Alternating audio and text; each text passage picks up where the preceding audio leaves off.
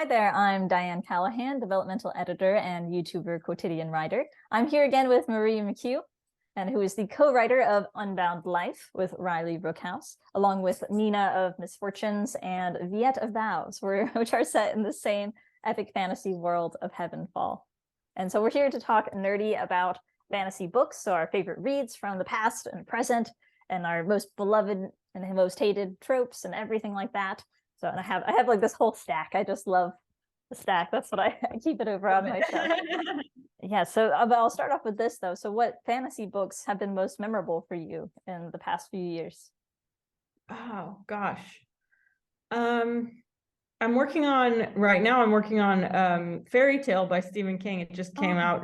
But yeah, I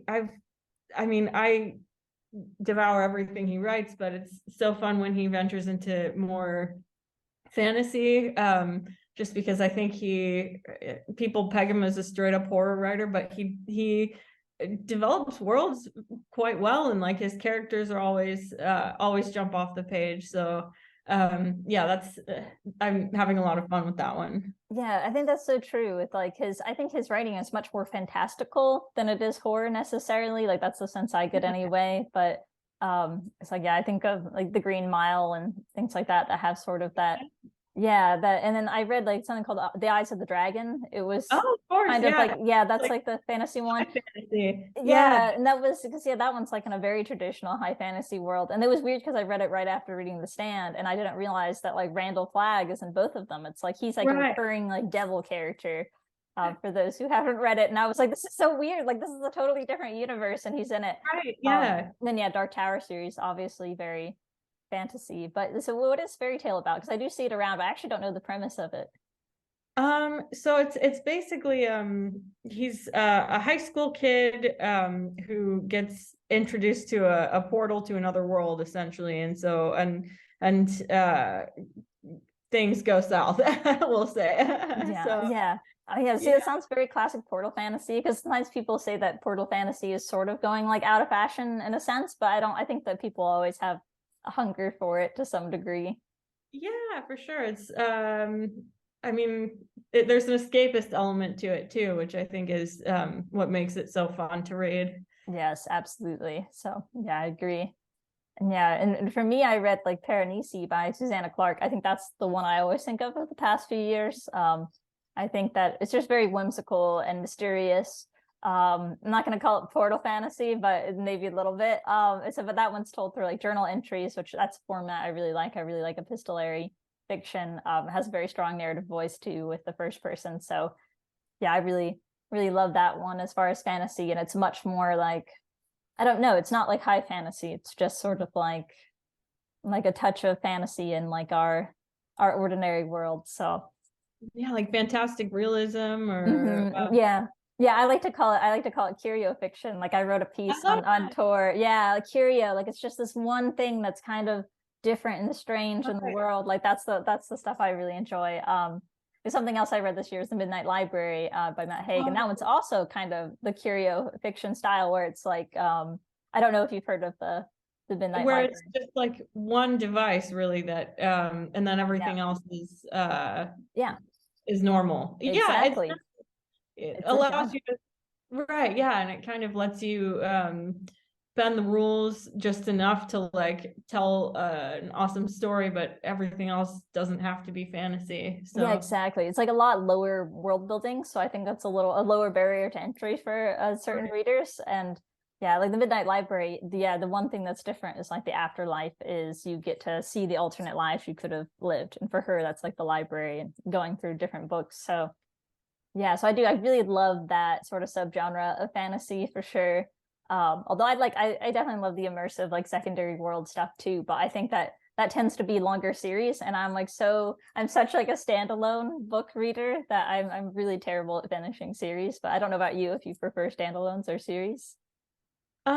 Generally I do prefer standalones just because it's a less of a commitment, but if I get one that I am really into, then I'll just like devour it until I'm done, which was why which is why the whole Song of Ice and Fire thing is so frustrating. But that is, yeah, because then you have to wait like a few years, because I actually haven't like read the series, because I think I'm a little like, I'll wait until it's done, but then maybe it will never be finished, and then I'll be like, oh well.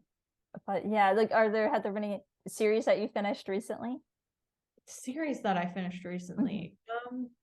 None that I can think of. I'm yeah, I've mostly just been reading standalone now that I think about it, which is interesting because like the stuff with Story Garden has mostly been like starting series, and so yeah, it's kind of interesting. It is, yeah, because I found it's been the same for me. Like, I think in the past I maybe read more series, but then like I really haven't sat down. I sort of have this itch to just like sit and like or listen or read like a whole series, just binge read like a whole series at once. So that just sounds fun to do, because I think that part of the problem is like I lose motivation, because it's like, oh, it's been several years since I read this, and then right, can't remember like where it left off, like like I love like Strange the Dreamer by Laini Taylor, and that one's actually a duology, and then the second one, like Muse of Nightmares, came out, and then I haven't read it, and then now I'm like, I feel like I need to reread the first one, because it's been so many years now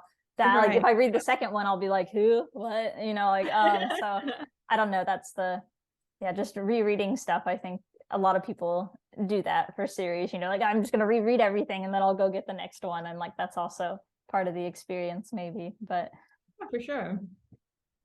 Yeah, so like, and then in general, like what would you say are, 3 of your favorite fantasy novels or series for throughout your life? I know it's impossible to choose, but like if you had to narrow it down. Wow.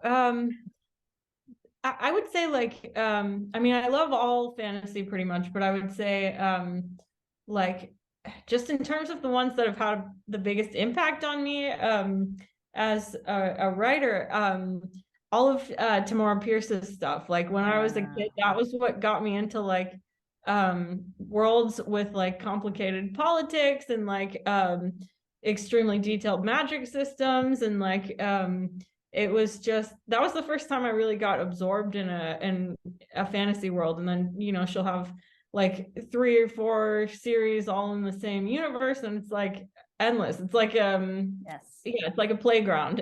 It is, yeah. I know. I think Tamora Pierce has been like just so hugely influential. Like I hear her cited a lot. So for sure, that's really wonderful. Yeah. And like for me, I go to like the Bartimaeus trilogy by Jonathan Stroud. I don't know if you've read that one. It's like it's considered young adult, but like I don't know, there's something very mature about it as a series, because there's like a really interesting magic system, and there's like the characters are kind of anti-heroes. Like it's like this world where magicians get their power from summoning like demons basically, and so that's all their magic comes from, summoning these demons, who are also POV characters of the story, or at least Bartimaeus is. He's the main one, but then there's all these human characters who run the government, and there's like bureaucracy, but like all their power is based on basically enslaving these magical creatures and like using it in corrupt ways to create like an oligarchy kind of thing. So it also has that political bent, but I think that it's almost like an urban fantasy, like if I like cool. Thinking about it. Yeah, so that one's really great. That's a trilogy, and I recommend it to everybody I know. Every time I'm like, because I think it does have a very broad appeal. I love that. Yeah, so I really love that. I also really enjoyed Uprooted by Naomi Novik, so that's a standalone as well. That one's more like fairy tale-esque, high fantasy. So yeah, it's really great. That's awesome. Yeah, it's really fun. But so like for you, like what kind of tropes or qualities do you look for in a fantasy novel in particular? I would say the biggest thing is with magic systems that have rules and that are like rigid in those rules, because I think that there's a tendency with magic to just become a solution to everything, and that I think lowers the stakes, and it also just is kind of like it becomes a deus ex machina. But then when there's rules and structure to it, it's like it's a tool, but it's not a crutch. So that's really interesting. I would have not guessed that you're like a sort of hard magic kind of person. So For sure. I love it. Like the more structure, the better. Wow. Yeah, that's so interesting. I mean, so have you read like Brandon Sanderson's like Mistborn? And that, Mhm. yeah, like that's a very like hard magic system. I feel like almost like Yeah, video game-esque in its right, structure. Yeah. exactly. Yeah, no, that's interesting. I'm definitely more of a soft magic person. Like I'm not really super like I like magic systems for sure. Like Witch Hunter definitely has it's sort of between like a soft and a hard magic system. Like there's pretty clear cut rules, but it's not like super complex. But that's yeah, There's that's enough really wiggle interesting. room that like you can it can evolve and yeah. Yeah, exactly. But like a lot of the fiction that I enjoy, I find is more like soft magic system, I think. But like yeah, because I always find that distinction interesting. Like, obviously all magic systems sort of exist on like the spectrum, but Right. Yeah, exactly. yeah. And it's also hard to quantify. Like Lord of the Rings, like people are like, that's soft magic. I'm like, probably because like I feel like they can just do anything and and yeah, call it a day because it's but That's true, yeah, and but it still like enhances the story and doesn't detract from it. So yeah. yeah. Yeah, no, I'm gonna have like Lord of the Rings fan being like, no, it's hard magic system or something. I don't know, but it's not like one's better than the other. I think it's yeah, it's just the preference of the type of magic system. For sure. Yeah, and I think for me, like beyond that aspect of it, and maybe this applies to any story, but especially with fantasy, I really do love like a strong narrative voice. Like that's something I really enjoyed about Unbound Life because I think that there's like a lot of confidence in the writing and the descriptions and Thank you. yeah, so I think that's like something where when I'm reading, I just feel like there's a strong sense of that atmosphere and personality. And then yeah, and then I also really like different magical powers or items and things like that. Like I mentioned in another video that I really like curses, so that's why like Mina You're in great. Unbound Life, yeah, totally, yeah, it totally speaks to me. Like I love curses. If any book that involves that is enjoyable. So Absolutely. Curses are great. yeah, and do you have any other like tropes that you really like?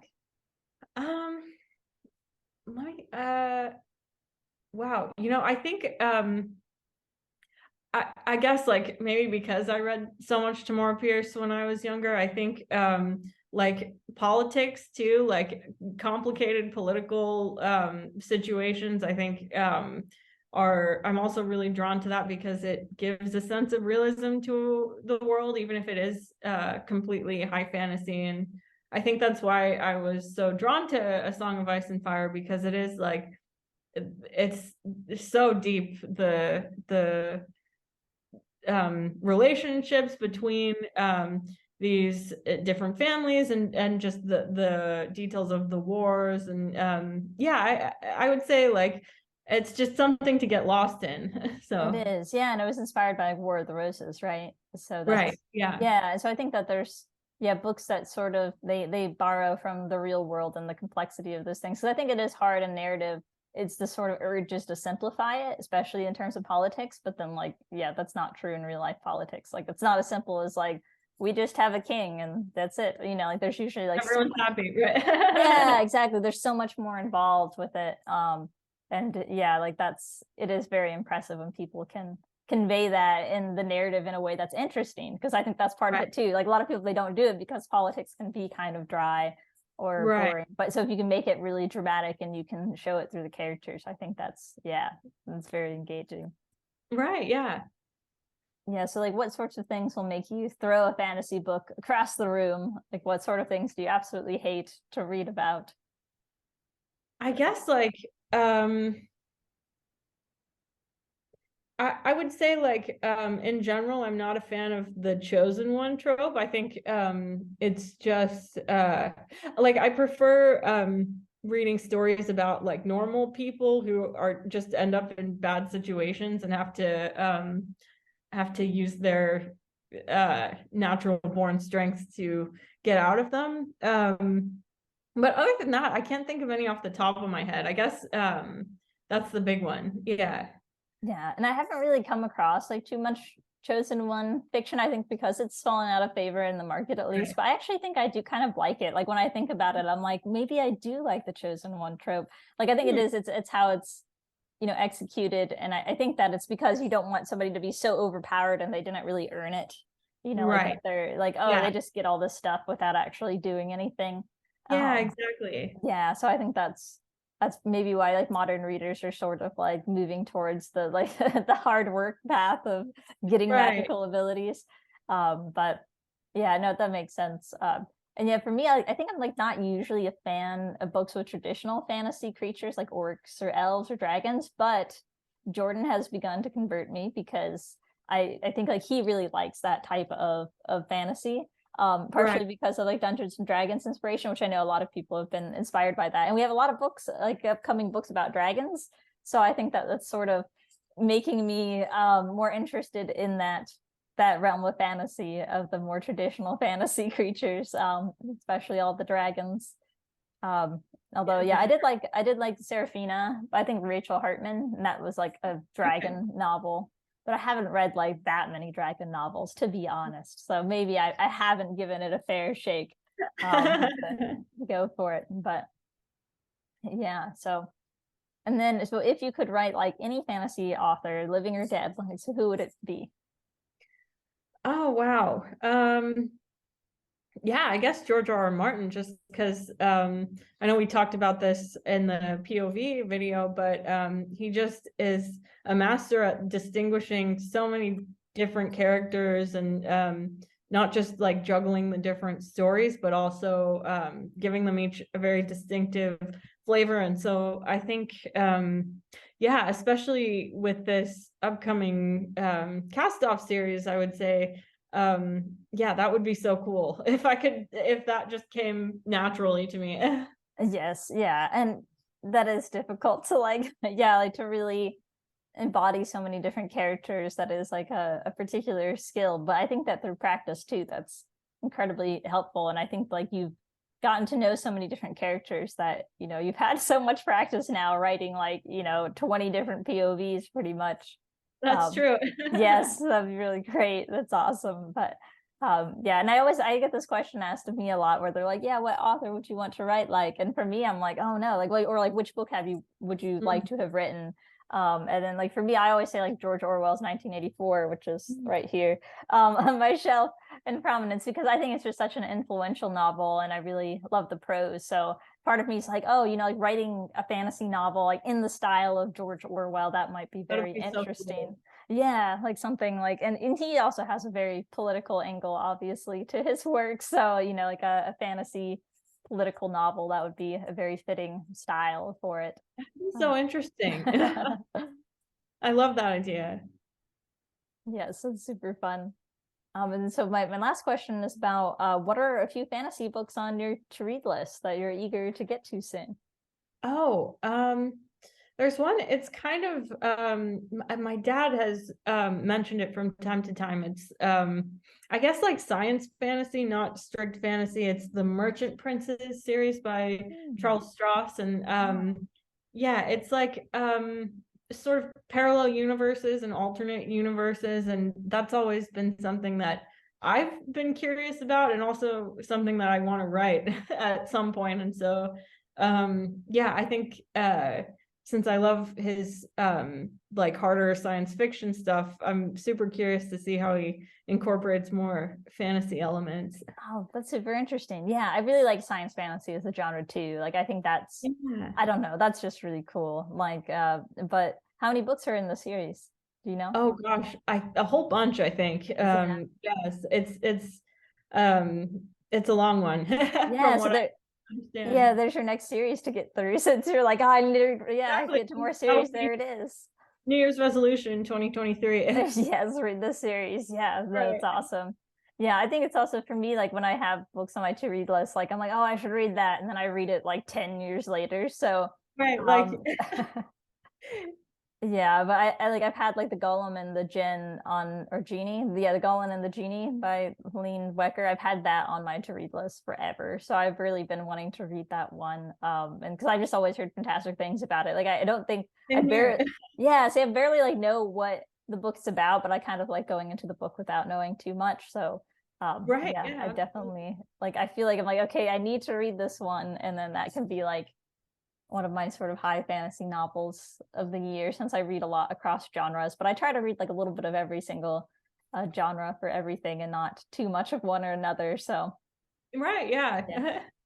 Why Absolutely. restrict yourself? Yeah, why restrict yourself? Exactly. But yeah, but fantasy is always like one of my, maybe if not my number one genre, it's definitely like one of my top ones. Like I really do. I love fantasy. I love any sort of genre bending stuff, genre crossing books. So yeah, anything with a touch of the fantastical is good in my book. So For sure. yeah, so yeah, and to our readers, if you're looking for another fantasy novel to read, so definitely grab Marie McCue's and Jordan's / Riley Rookhouse's books. So we have all of these here. That's like, let's look at that. Look how many like words that is. But and so those are all available on Amazon, ebook and print for as part of the Cast Off series. And yeah, we'll have like Dragon Sphere will be coming out at some point too. So that will be another very intense fantasy book to add to your list. So yeah, so thank you. Yes, thank you for joining me again here. Oh, thank you for having me. It's been great. Yeah, it's been wonderful. And yes, and thank you to our viewers for joining us in our story garden. Yay! Okay. I always have to do that at the end of every one.